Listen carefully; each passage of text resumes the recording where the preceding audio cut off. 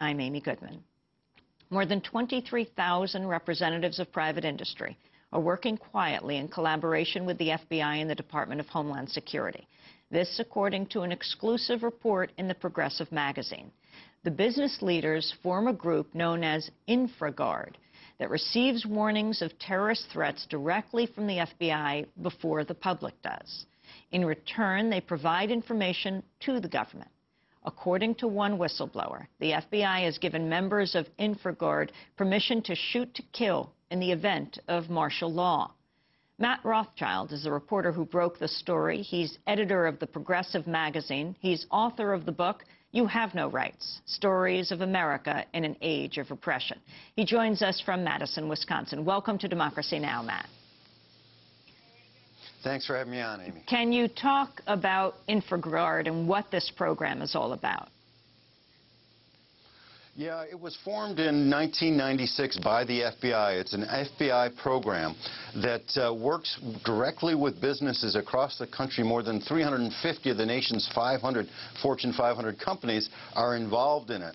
And on one level, it's like a corporate tips program. These companies, these representatives of these companies, feed the FBI information about threats. They also can give the FBI information about disgruntled employees and have the FBI investigate them. So the pipeline goes that way, and the pipeline goes the other way, too.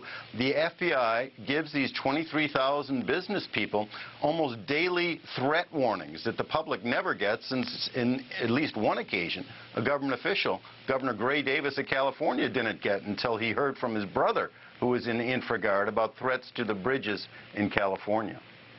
Tell us more about InfraGard. Well, the FBI started it in 1996 in Cleveland, and it was working with businesses to, I think, try to break a case of cyber espionage or something. And then the FBI decided to start little organizations around the country. There are now 86 chapters of InfraGard. And the FBI and now Homeland Security are working with these local chapters, statewide chapters, and they have meetings. They have these secretive meetings around the country, and at some of these meetings, the FBI and the Homeland Security agents tell business people what their responsibilities are during times of an emergency or martial law. How did you learn about this story, Matt Rothschild?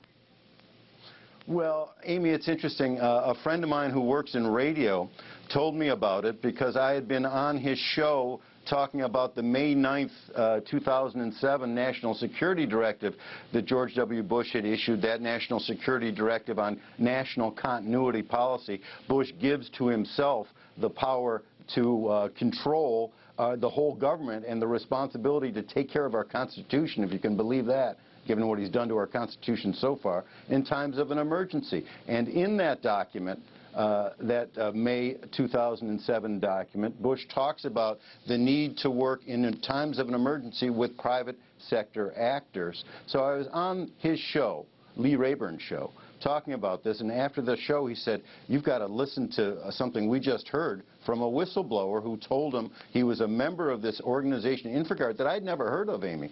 And it's been kind of hidden in plain sight there because you can go find out about it at www.infragard.net. You need the WWs for some reason. Anyway, so I finally got around to talking to this whistleblower because I was a little skeptical.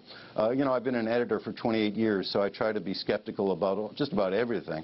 And this idea that they would have permission to shoot to kill in times of an emergency, that struck me as a little bit out there. And yet I talked to him. I took careful notes. He described a meeting at a place where Homeland Security and the FBI were giving a talk to maybe 30 people. I took the information back. I called around to where the meeting was held. I talked to other InfraGard members who confirmed that that meeting actually had taken place and that there were FBI agents there and a Homeland Security agent there.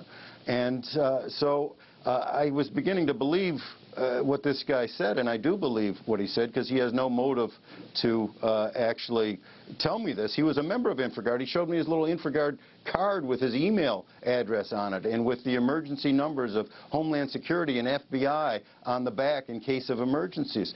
And so I tried to find other people and did manage to find other InfraGard members who would talk to me about this emergency preparedness exercises that the FBI and Homeland Security has been conducting with these 23,000 business people around the country, and one other member of InfraGard confirmed to me that she had actually been at meetings and participated in meetings where the discussion of lethal force came up as far as what business people are entitled to do in times of an emergency to protect their little aspect of the infrastructure.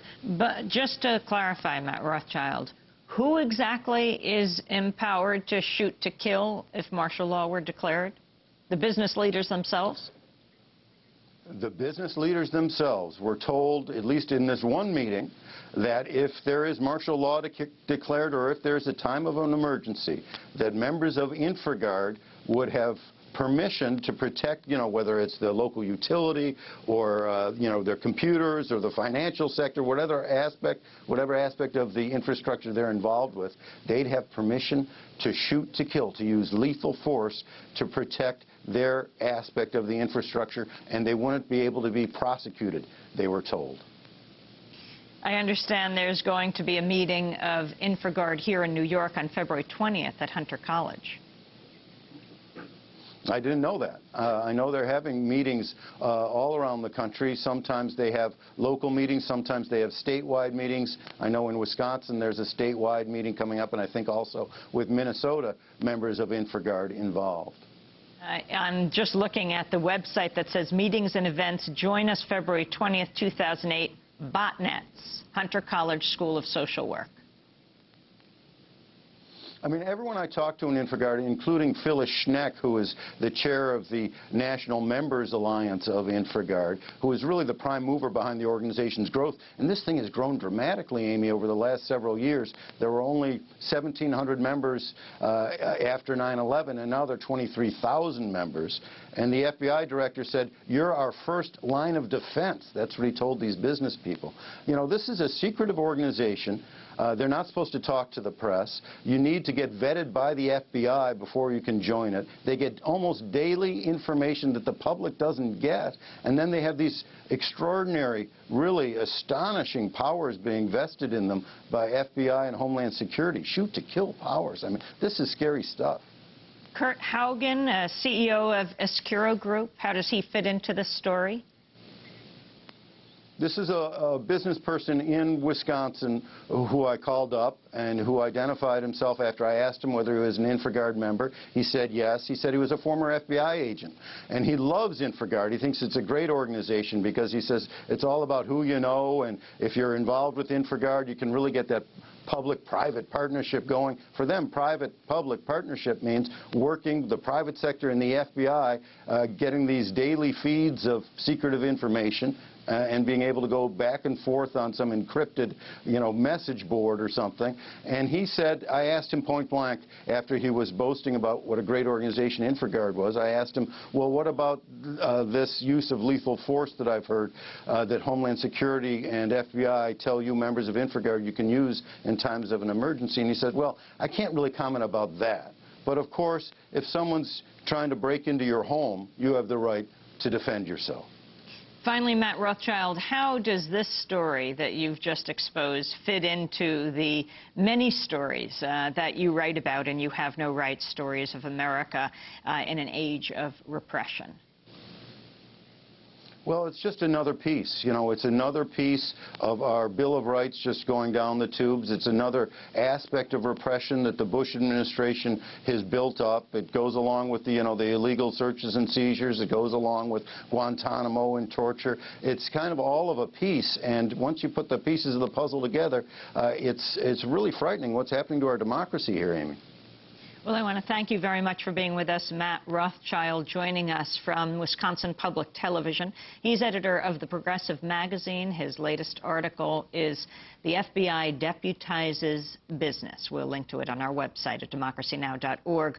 When we come back, we're going to Bolivia.